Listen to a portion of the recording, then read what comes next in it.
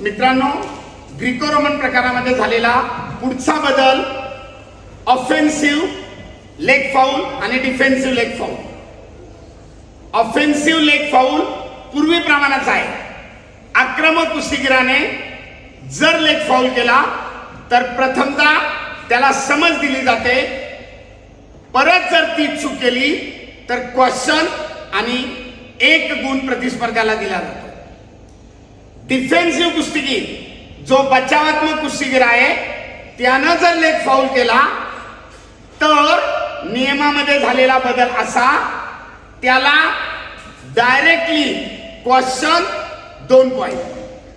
Second time दुसऱ्यांदा पुन्हा त्याने लेग फाऊल केला, पुन्हा क्वेश्चन 2 पॉइंट. तो खेळाडू बाद होणार नाही.